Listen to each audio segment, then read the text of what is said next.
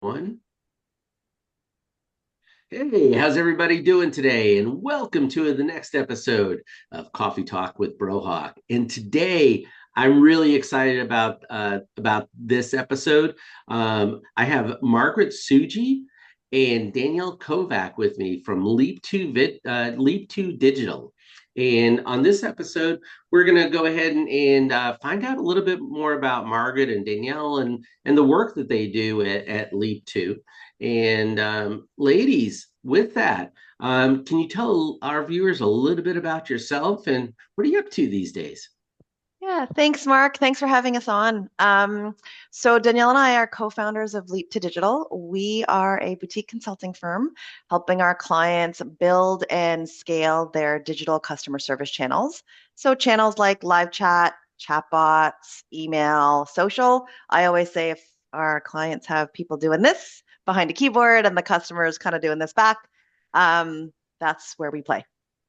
And so we're taking our years of experience in the contact center where we built, scaled, improved, turned around digital channels, some of them from teeny tiny teams to teams of hundreds of frontline agents working these digital channels. We're taking all of that experience and channeling it into our business now where we can help all of our clients do the same. Love it. Love it. Danielle, how about you? Yeah, I think I always love when Margaret gets us started. She always does such a good overview of the work Mhm. that we do. I think I just add to that to say sometimes I think people, when they hear our name, they think we're a technology company, Mhm. and we're not. I mean, we support organizations that have whatever tech stack. It doesn't matter what the technology is. We're agnostic. Uh-huh. I think our support really leans in on the customer's experience and the experience of the people behind it, right? So whether it's building muscle processes, design work, and so on. So we're there to help support the technology so that organizations can really maximize the benefits that they're looking for. Excellent. So the role that you guys play is almost like the medium. Mm. You make the tech, you help companies make the technology work better for their agents and for their Hmm. customers. Yeah, you got it. I often we've kind of described it also like we're kind of bridging a gap, and Hmm. we felt this, we experienced this, we lived this ourselves, where the company will buy the technology and Hmm. then plug it in, and it might not quite work the way they thought it would. And there's a gap because you've got people using the tech, Yeah, and so we're filling that. We're the bridge between the two, between the people, the teams, and the technology for the channel. I love that. I love that. Well, as companies go ahead and make their purchases, make their buying decisions on different CCaaS, UCaaS platforms, Mm. et cetera, and they have other technologies that are in their ecosystem. What's one thing that you see that leaders often underestimate when it comes to helping their teams build stronger digital customer service skills, and why does that even matter? I think that's a great question. We often see a lot of work that goes into selecting technology. Think about Mhm. organizations, they have to write a business case, they're looking for ROI. I mean, it's a huge investment.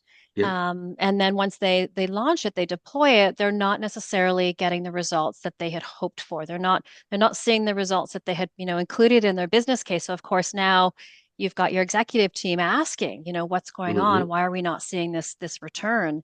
And I think one of the common, kind of mistakes that we see is this thought that technology is your strategy. Technology, once we launch it, it's going to solve, all of our problems. And to really make that technology work, a kind of underpinning that is, it's people.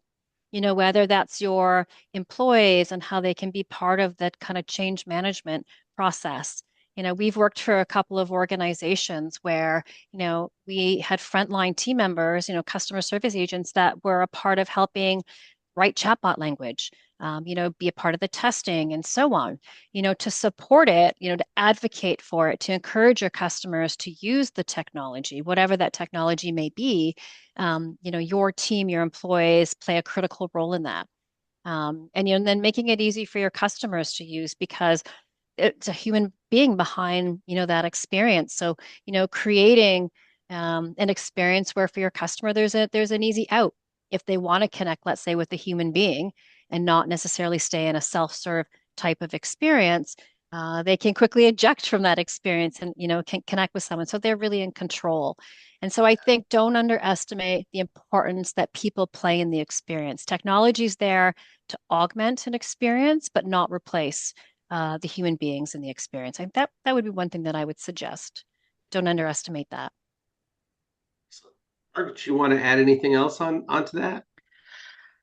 Yeah, I think there's a piece around, and Danielle and I had this experience with one of our vendors way back in the day. Um, we as people bring so much to the table. Our teams bring so much to the table. And I would, when I think back to some of our favorite people that we ever worked with and some of our favorite vendors, they all also had frontline experience. And so again, yes, they were selling technology, but they really understood how to operationalize this. Mm-hmm. And so in this digital world where like it's like, oh, I'm going to buy the new tool, I'm going to buy the fancy thing. I mean, we all get sucked into that too as consumers. Um, but it's not that's not the strategy, right? It's the enabler, it's the medium, as you said. Mm-hmm. It's what helps get us going, but it's the people who are driving it. And Mm-hmm. keeping the customer in the center of it, keeping your employees in the center of it. That's really what you're going to see important in making these decisions and making all this a successful experience for everybody. Yeah, I love that that you both are focused on people, Mm, because and you mentioned Danielle about change management as well, being an important part of this. If what I've seen in a lot of scenarios is that um, those organizations that focus on that change management aspect of it as their front and center, mhm, usually have better adoption rates Mm-hmm. of the technology. And then all of a sudden, your frontline folks that are using the tools, like you said, they're coming up with some really creative ways of making it work even better than Mm-hmm. yep. what leadership had imagined. Uh, Mm-hmm. are Mhm, you seeing that as well? absolutely. Yeah. Yeah, for sure. I mean, some of the organizations that we've been a part of or we've worked with that have had the most success, or earlier success, higher adoption, are those that have been very intentional, in their change management strategy. So, how do we get people involved from concept as we're talking about things, understanding pain, what are we trying to solve for, right through to execution? Makes a significant difference for sure. And some organizations that have you know hundreds of frontline employees, they're also the voice of your organization. They're talking with your customers every single day, and so they can even more so play an important role in getting higher adoption of your customers as well. And even that internal technology, when you have a new billing system, a new CRM that's deployed, you do have employees that, when you think about how people embrace change, you do have some that are like, I don't want to do this. I don't know why I'm doing this. They're kind of stuck. I don't want to be a part of this. They try to find workarounds. They kind of drag their heels a little bit. And so the earlier that we can have people a part of the process really makes a significant impact on the success and the rollout of that. I love that. You know, it used to be that all of these back end systems were truly just back end systems, Mhm. and customers had no clue what was being done. And now, with the technology advances, those back end systems are now front and center and are customer facing in Mm, some way, shapes, or forms, hmm because the customer wants to know what's going on with my account, what's this, what's that. Um, and I love the fact that you're able to go ahead and help companies um, make that um, leap, so to speak, to digital. You know, I love that. See Well what I done, did there? Mark. Yeah, I see what saw I that. did there? Yeah, there you go. So what advice would you give to leaders who want to level up their team's digital muscle, but they just don't know where to start? Yeah. And that's that's such a good one because again, it's all about the people. And so you Uh-huh. buy the thing, but your Yep. people have to use the thing Hmm. to make this really great. And it's you can start all the way from, one and we're really big on, by the way, like anything you can DIY, a lot of real practical, low lift, but big results kind of stuff. And so thinking to, and Mark, you probably see this in your world too, job descriptions where, they're hiring, let's say for a digital channel, but there's nothing in the requirements about being digital. So starting from that to your training. And so it's not even just training on the tool and where do you click and how do you do this in this platform, but what do you say? What language do you use? Um, how do you make it sound like you as a human? How do you make it sound like you as a brand? Um, and then thinking about the support for your team, like coaching. Are you coaching like you are in voice, but it's now digital? Hmm. Have we trained our frontline managers to support in a digital channel? Because there's nuances in digital conversations. Like what we sound like here isn't always what it sounds like when you're typing behind a keyboard. Hmm. Hmm. Um, what kind of calibrations and conversations are you having about what great looks like in whatever digital Yes. channel you're supporting? What does bad look like? Because we've all Hmm. had those experiences as Hmm. consumers.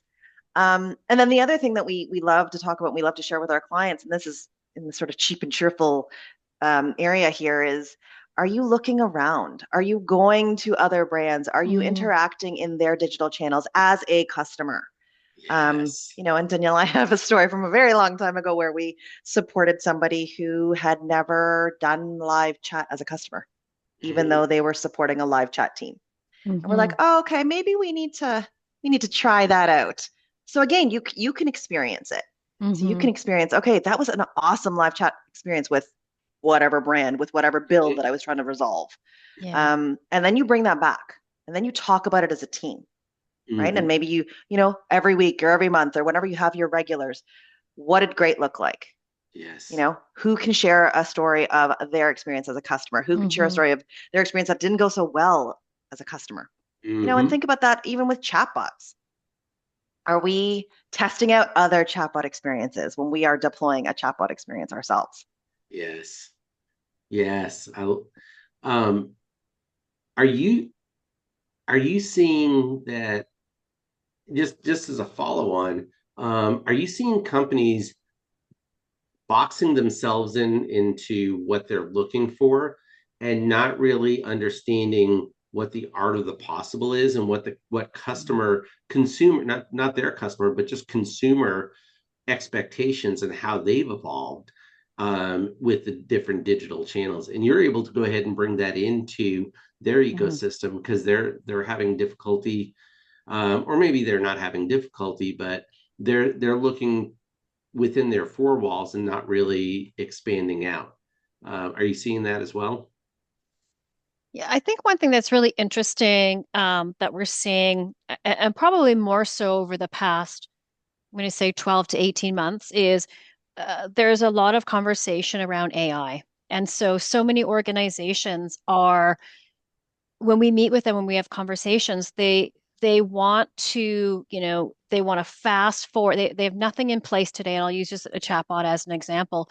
And we're meeting with them, and they're already talking about like generative AI. And so that's really exciting. But we've all seen a lot of the when it's gone wrong in the media, right? We've seen Mm-hmm. some really bad examples of when organizations moved too quickly and they weren't ready for it and they didn't have the right processes and mechanisms in place.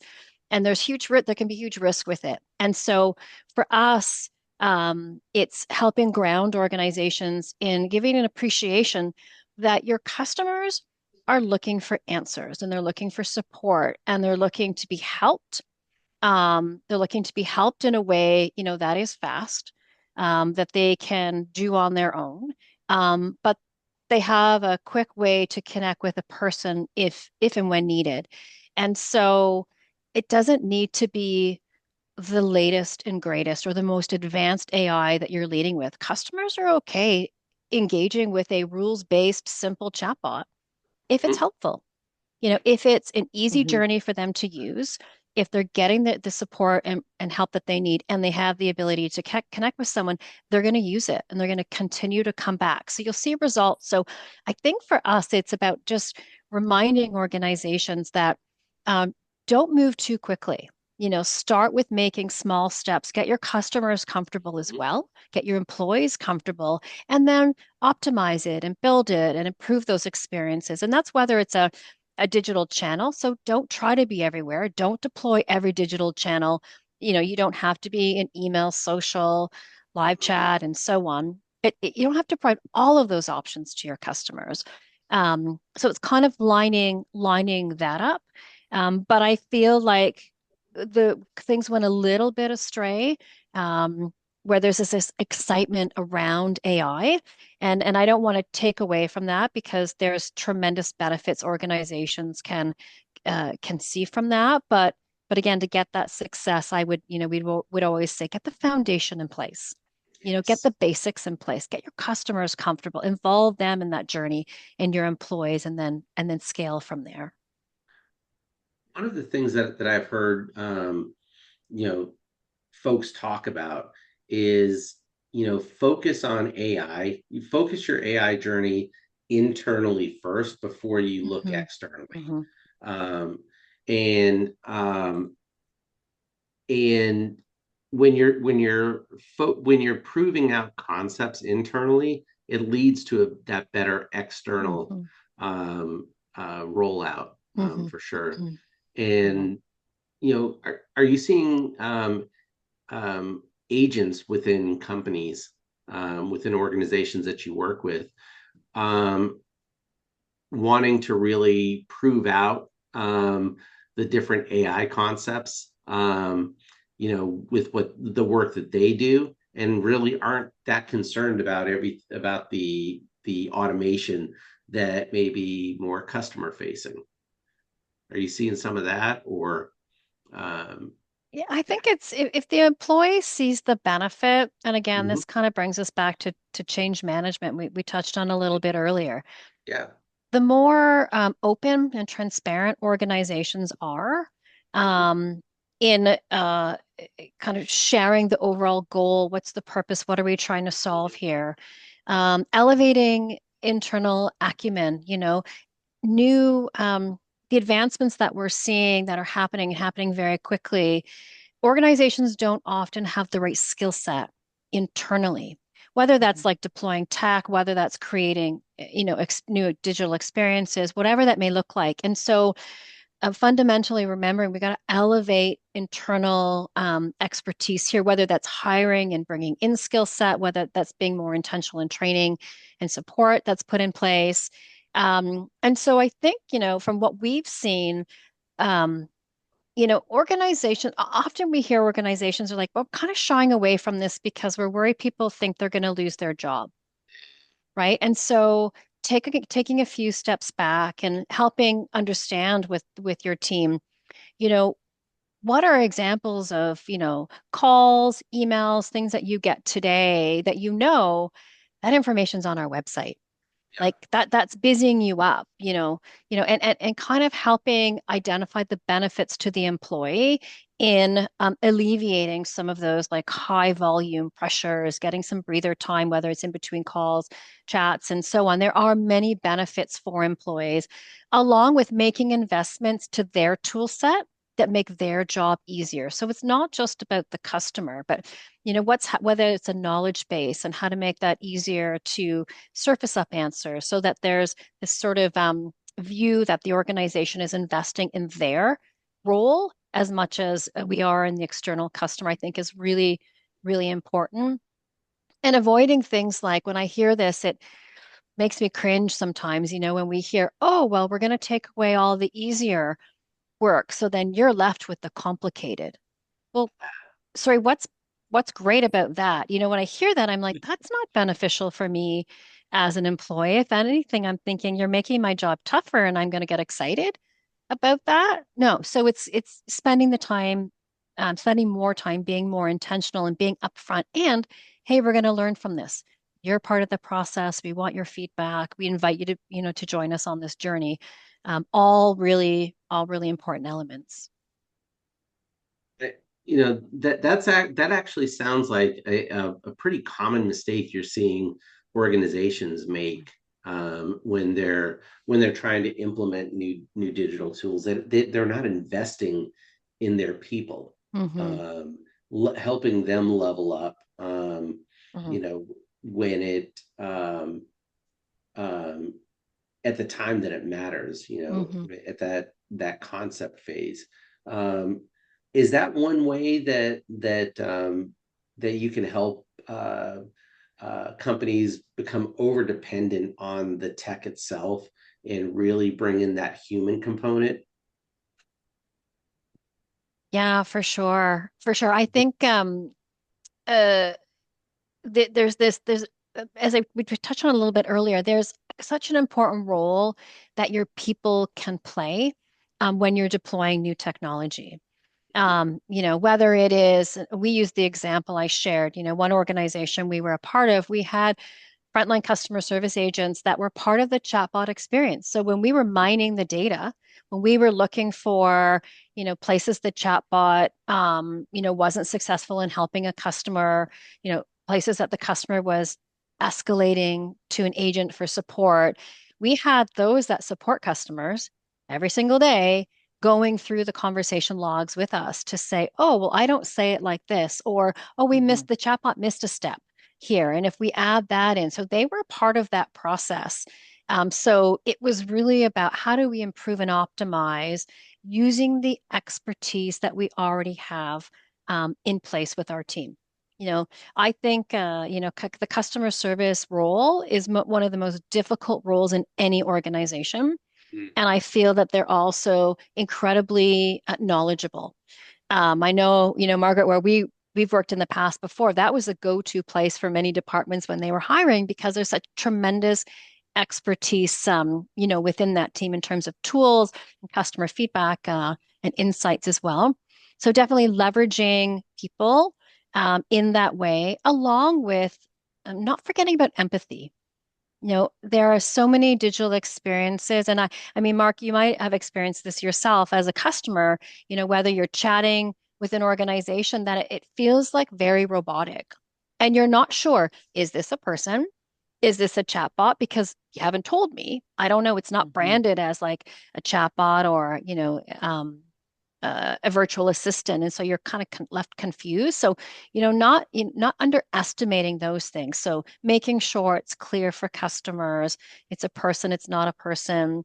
How do we bring in warmth, through language so that it feels um, helpful, so that you can still create an emotional connection with your customer, even if it is an experience that is digital. I don't know, Margaret, if you would add anything else on to that. Yeah, and I think again, there are some things digital's great for, and we're we're all in digital. And then there are some things where you need a human, Hmm. and that's okay. And Yeah. we were just chatting this morning about this, what we call it chatbot fail, this collection that we have, and I think the customer chatted in saying, my friend just died, and there was a situation that they were trying to resolve in the chatbot, and of Mhm. course the chatbot went off in a completely different direction, which was totally not okay. And so are you checking this out if you own that chatbot?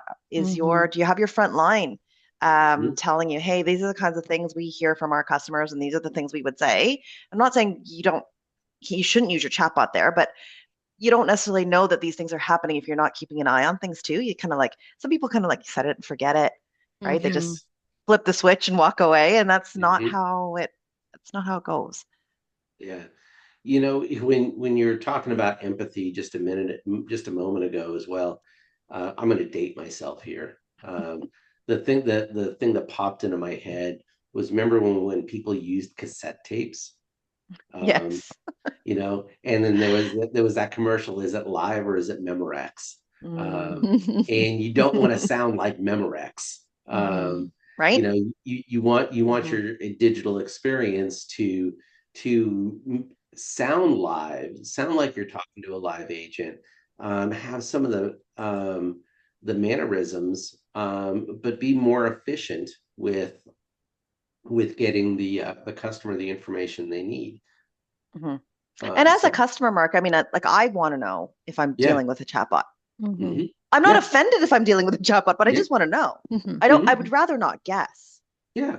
Anytime I'm within a chat conversation or I Mhm. call up, I love when an organization has, hey, we're gonna route you to a digital agent or a virtual agent Yep. that will be able to help you, or I'm your virtual agent. I can help you with Yep. some things, but if Hmm. I'm not able to solve your problem, Yes. I would be more than happy to transfer Happy to you to connect a you with our live team. agent. You got it. Love that. Love Hmm. that Hmm. because that's keeping that human that human first mindset Yeah. in that digital engagement. Hmm. Hmm. And it And then builds trust, right? Hmm. setting that customer's expectation. Mm-hmm. Like, oh, Yep. okay, I know who I'm dealing with right now, Yep. and if I need to, Mm-hmm. I can I can escalate this conversation. Yes. Love that. Hmm. Love that. And even to the point of, hey, if I'm chatting, and the digital experience is saying, look, we can't help you through chat.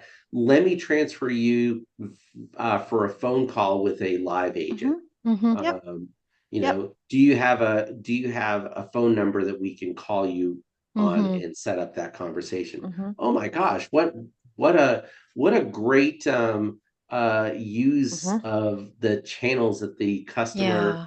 Hmm. is able to engage with. Yeah. Hmm. Love that. That's Um, and that's a real, very real situation, Mark, mhm, when we think about we see it a lot in social media, a yep. channel like social media where maybe the customer is starting on the Facebook platform. And so Mhm, it's not branded, right? So yep. there's some privacy concerns. It's not secure. It's in Mhm, Facebook Messenger. And so many organizations might be available in Facebook because millions and millions of customers are there every day. yep. So it's a good place to connect with your customers. But then the minute the conversation require support access to their account, confidential information, guiding that customer to a secure channel, whether that's a phone call, whether that's a secure messaging, through live chat if they have that. It's all about making it easy for your customers. There's a difference between No. I can't help you and can you call our 1-800 number Mhm, over, I want to ensure that, we have a secure conversation. It's about your privacy. So to do that, we're going to continue in this channel yep. and let me move you there. Like, let me guide you there. Some organizations, it stays with the same person. The person just, they have the right Hmm. technology in place that And they call allows you. them to move from one channel to another. They can pivot and easy, or it's like setting the customer's expectations that Margaret talked about earlier. I'm Mhm, going to have this group call you back. If it can't be me, I mean, yes. depends on the organization and how they're Mhm, set up and how the roles are, what the resourcing looks like and so on. But there are different ways to do it fundamentally, as long as the customer is clear yes. and it's easy for the customer, they're going to be okay with it. If they have to take more steps and re-explain and jump through hoops, that's where, things kind of go off the rails a little bit. As you were talking through that, what it made me realize is that, having a great NPS score, okay, you have good products. Okay. Your CSAT scores, guess what? Your agents are really good at what they do. But the one score that I think is really a little bit more meaningful is more of like a customer experience, a customer effort score, Hmm. a CES Hmm. score. How Hmm. easy is it to work with me as Hmm. a brand? Um, and I'm starting to see more and more organizations, focus on the level of effort that it Yeah. takes. And so your example, Danielle, of that agent being the one-stop shop, whether they were in chat, email, or Hmm. voice, Hmm. um, that consistency, so that the customer didn't feel like they had to repeat their story Mm-hmm. Mm-hmm. with every transfer. Um, they kept with the same person. So I love that example. I was like Mm. getting a little giddy over here when you mentioned that. Oh my gosh, what a novel idea! Hmm. We've Keeping all it. experienced it, right? We've, Like we've yeah, experienced the here's we've the lived number it. Yeah. call and Hmm. starting from the beginning again. And I've also experienced myself with my telco provider in Canada. I've also Hmm. experienced when they couldn't support me in one online channel and the same agent said, "Listen, what's the best number to reach you at? And can you give me a few minutes and I'm going to call you?" And it was the same Hmm. person. It's a significant impact on that Love it. experience. Hmm. Yeah. Oh my Yeah. And gosh. we've seen it done. We've seen it done. We've experienced it as customers. Hmm. And you just kind of go, ding, that was so great. Hmm. Yes. Right? Yes. Oh my gosh. Um, I'm starting to geek out in my mind here. I'm just saying. You know. We'll geek out right along with you, so that's all right. I love it. I love it. Mm. We'll be the new geek squad. How's that? um, uh, all right. So, customers are getting more and more comfortable with chatbots and self-service tools. Hmm. Um, and we kind of talked about, we touched on what it takes to keep that empathy front and center for customers. But how do leaders reinforce that? How do you work with leaders to make sure that that's just not a mural on a wall, that it's something that's actually put into practice? Hmm. Yeah. Not just a mural on the wall, but that's also just not something you take out of the box and flip the switch like we talked about and Hmm. say, okay, here Yep. you're done. Yep. Um, there is a level, and I say the word customization, and I don't mean that in a technical term, Hmm. because it's not about the technology at this point. It's about what is your chatbot saying? What words is it using? How is it saying it? And then, as Danielle mentioned before, leveraging your frontline, leveraging your people to understand, yeah, we don't really say it like that.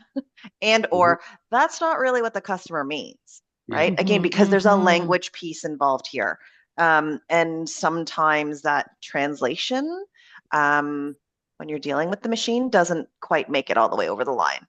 Mhm. And so involving your people and customizing, I'll say not the technical way, but customizing the language that's being deployed with your chatbot, using that language to represent your brand, to sound as human as possible, to be as empathetic as you can be in a digital channel, knowing that you can't hear me and see me. Um, and also using that language to set expectations. And that's, you know, Mark, as we talked about, it's like, okay, well, I can't solve this for you here, but I'd love to be able to do this here. Hmm. Or saying, I can help with this. And if I can't, then I'll transfer you to one of our agents.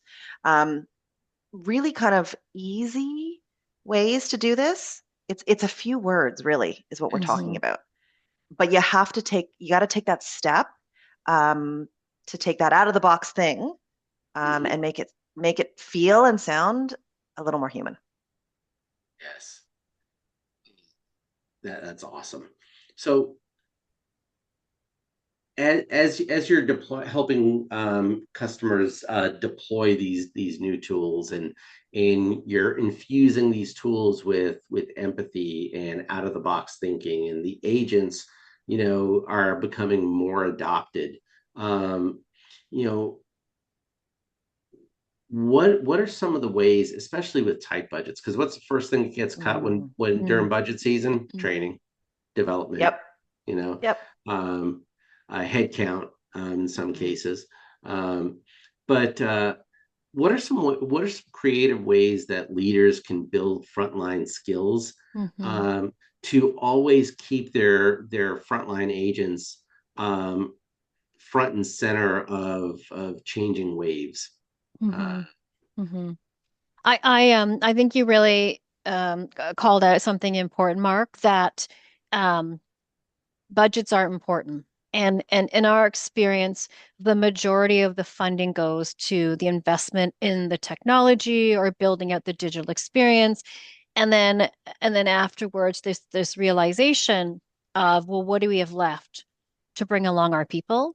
And so I think, Margaret, I think you shared a couple of really great examples a little bit earlier. So there are some um, easy ways for organizations to help elevate that digital skill or muscle of their team that doesn't require big budgets, some creative ways. So, Margaret, you had talked about, I think, looking externally. We're all customers.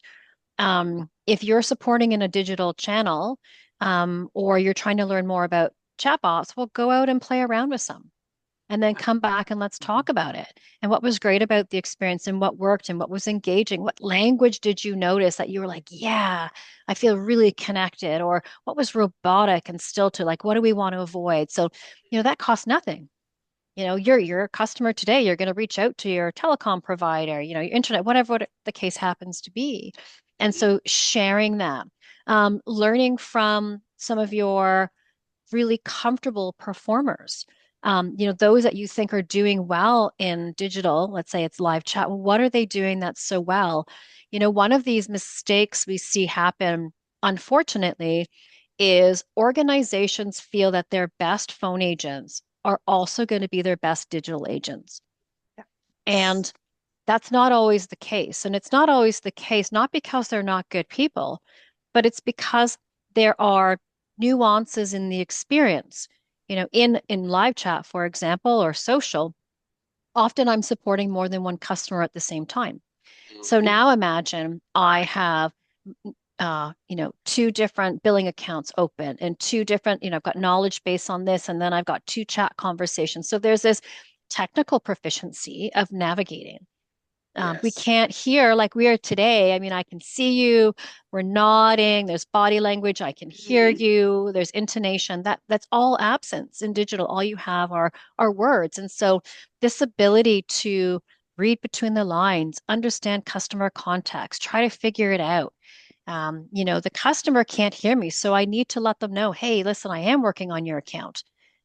On a phone, you can hear me, you can hear me typing on a keyboard maybe, but you can't do that in digital. Those things are absent. So I think just not underestimating the importance of those nuances and getting ahead of it. Like, how do we solve for these things? So, how do we teach our team to use the right words? And that can be done in something like a team huddle, reviewing a chat transcript together. Hey, what words stood out to you? How was empathy displayed? Margaret and I we call them kind of boot camps for some of our clients. And that's like fun exercises to break apart the conversation. What do you think the customer really meant with that message? How do you think they're feeling? Why do you think they're feeling that way? How would you respond? And so you can help elevate and build skill set in those small ways. And it doesn't have to be all at once. You can, break it down and, once a month come together and talk about some, certain subject. And it's always easier starting externally and looking at others before you evaluate your own. Mhm. And I find because Mhm. we're our harshest critics and not everybody is comfortable in a setting, reviewing someone's conversation. It could be one of your team members. Yes. So, starting externally, getting comfortable, and then slowly, looking a little bit more inward, I think, just an easy way. And it doesn't cost anything because your huddle's probably already scheduled. You already have your offline time Mhm. for that. So just a couple of easy ways, for organizations to look at what's within my control that I can do. And the last thing that I would say, Margaret touched on this as well, is how you hire Mhm. in. So if your job posting looks exactly the same as it does for your phone support channel, but you're hiring for chat, there's a bit of a disconnect.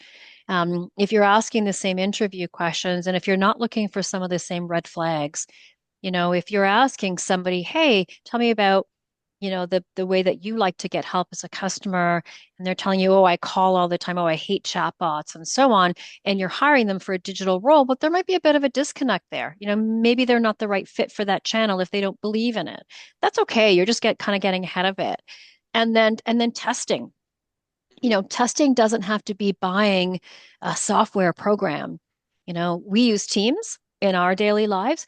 You can do a mock simulation in a Teams conversation. Margaret could be the employee, I could be the customer, and just like typing in a real life scenario, not like let me look up your account and so on, but just like honing in on the language, giving them something to see. Did they pick up on the cue that I gave them? Are they reading between the lines? What's their comfort level? So those are really easy ways, like low lift, no cost ways, for organizations to really help grow and kind of foster that digital skill set within their team. I love that you. There's a lot of things I love about this conversation overall, but I enjoy that you brought up the hiring piece of it.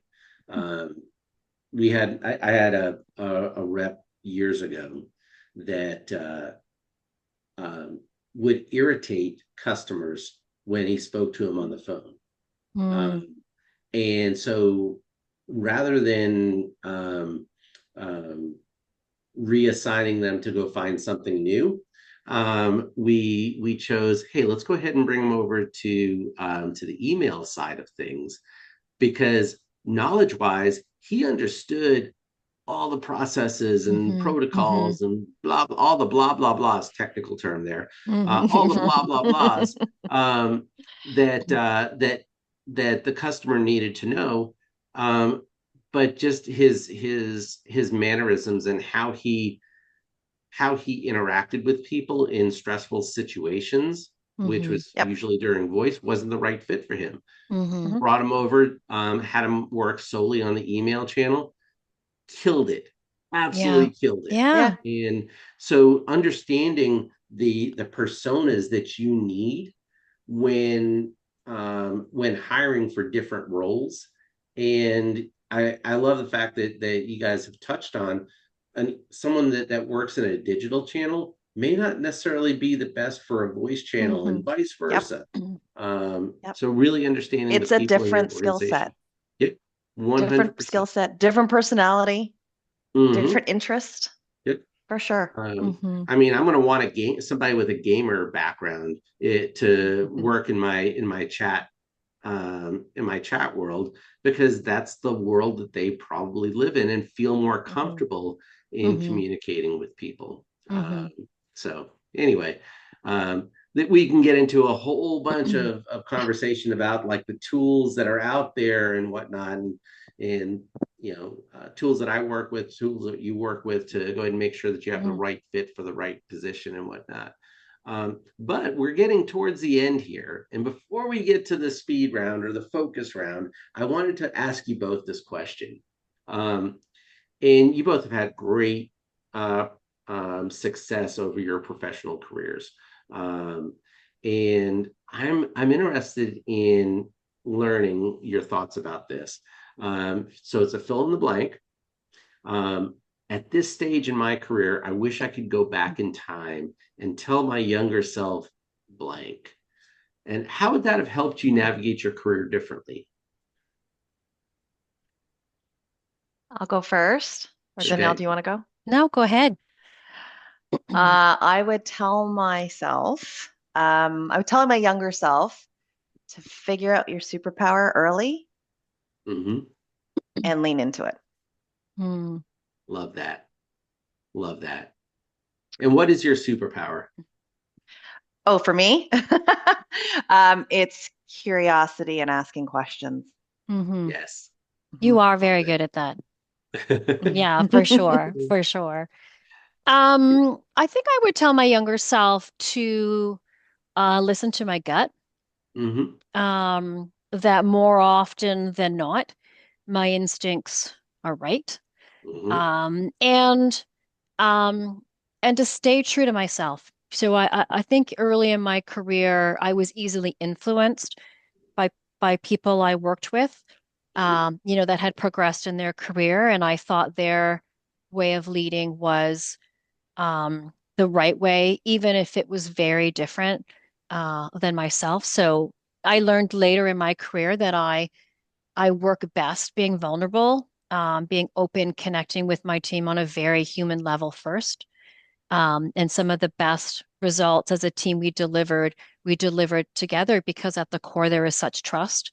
And I think I learned that later in my career. So I think I would say, listen to your gut and, be true to yourself for sure.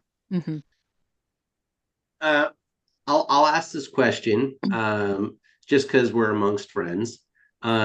Danielle, do you think that um, as a woman leader, that it was harder for you to be more vulnerable as you were Mhm. starting out in leadership? For sure. I feel that many of the earlier in my career, there were very few women leaders Mhm, that I had the opportunity to work with, be a part of. mhm, It was very male dominated, I would say for sure, like in mhm. meetings at most of the sort of management and executive level. Um, and so I looked at how they when I had the opportunity, I looked to them as sort of the way that they, performed, led, communicated, and so on. And it wasn't they weren't very vulnerable leaders. And it's not a criticism at all because I learned everything, any leader I've worked with, I've learned something, from Yes. them, even if it's something that I'll never do, right? Because there's some of those learnings as well. Uh-huh. Um, However, once I realized and kind of figured out, and it came with confidence, I think, and Mhm. experience, um, testing the waters a little bit, definitely letting my guard down, connecting with people on a whole other level, being empathetic, being vulnerable. Hey, listen, I made a mistake. And I've had those conversations in my career where I've had to go back and say, I need to apologize because like I really messed up.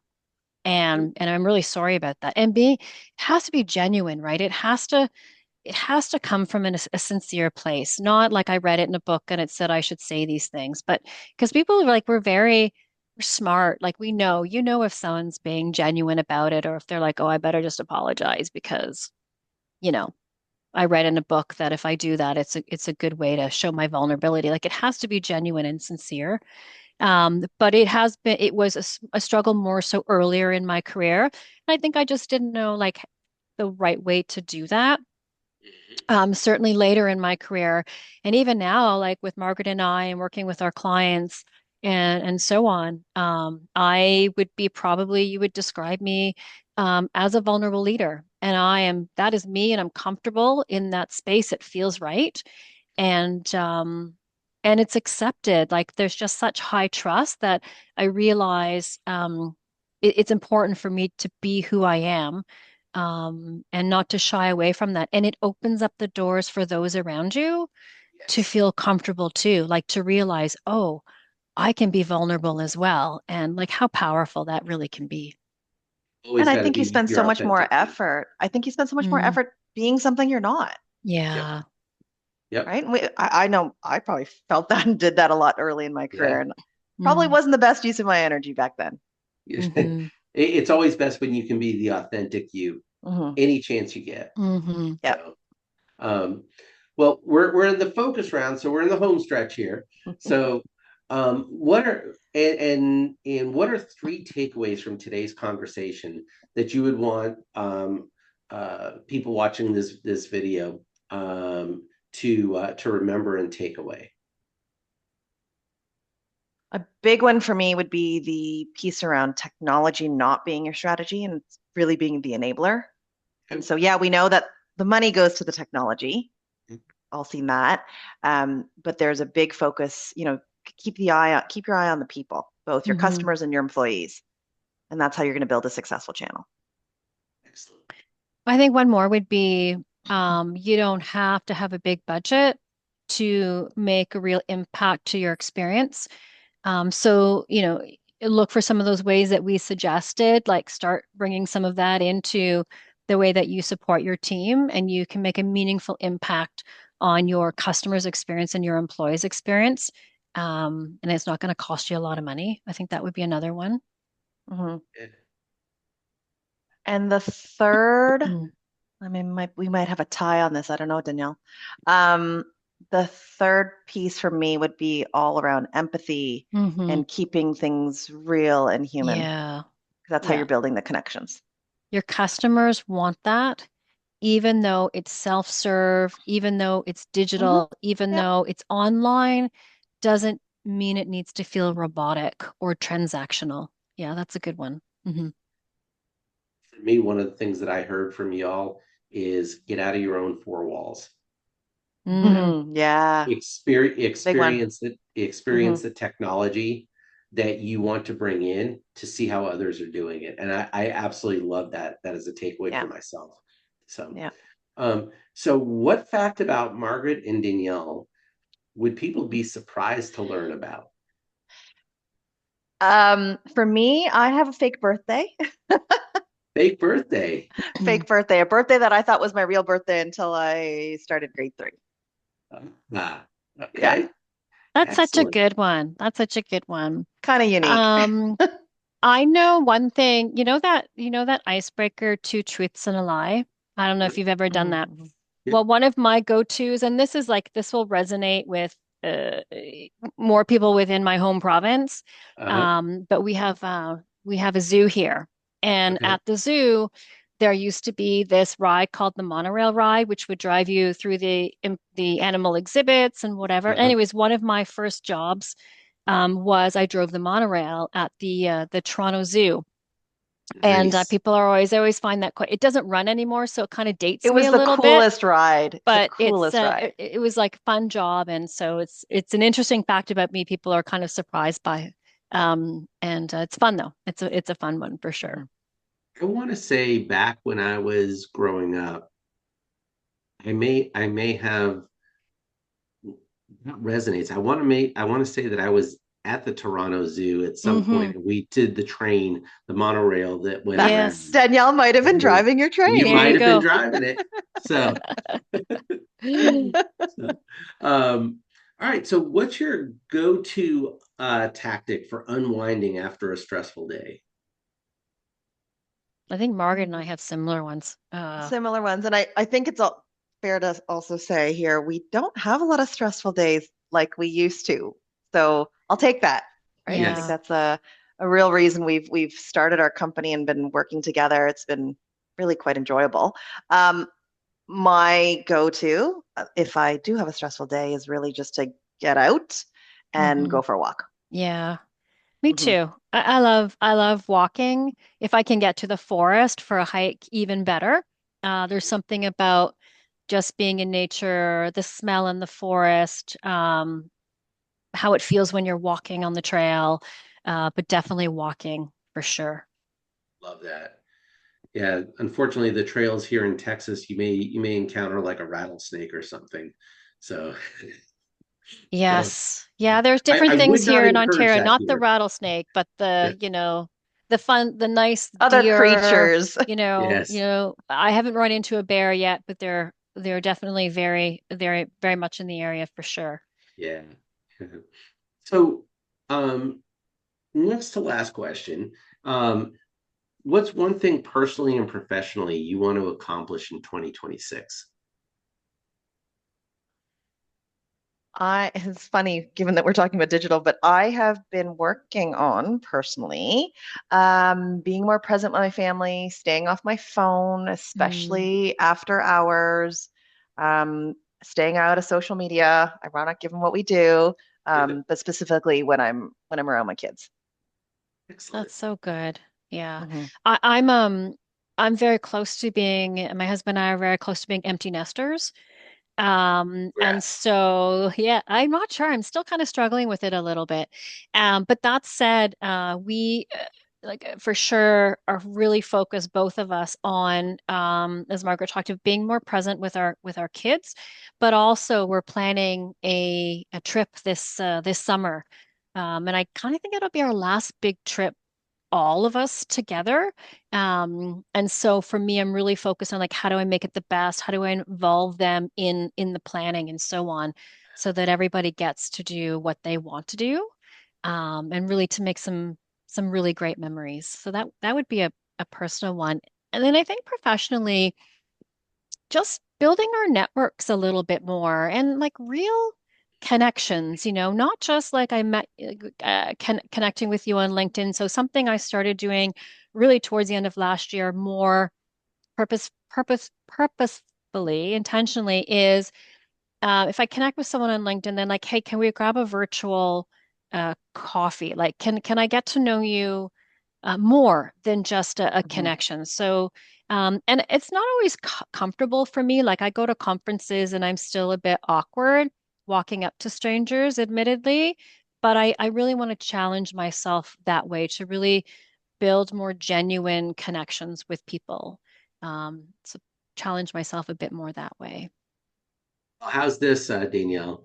Next time when I'm up at GTAC next year, we'll grab not a virtual coffee, but a live coffee. How's that? A Love it. real one. I love it. I love it for Excellent, sure. excellent. So, if someone wants to pick your brain, your collective brain, about Leap2Digital, any thought leadership that you're engaged with, or conferences that you'll be attending throughout the year, how could they? What's the best way to get in contact with you? Yeah, grab us on our website, leap2digital.ca. And just as you mentioned, Mark, we're going to be at GTAC next year. Excellent. Uh, Hopefully the Women in Leadership event that they usually run in the spring, and then the annual conference in the fall. That's where we'll be. And find us on LinkedIn. We're posting generally every week about stuff we love to talk about, Mhm. work-wise, digital. Yeah, that's where you'll find us. Fantastic. Well, this was an absolutely amazing conversation. I cannot thank you both enough for taking time out of your schedules to be a part of this episode of Coffee Talk with Brohawk. Now, for the people that are watching this, if you like it, hit like. I'm going to parrot my 7-year-old daughter. Remember to like and subscribe. When watching this video, for additional great content.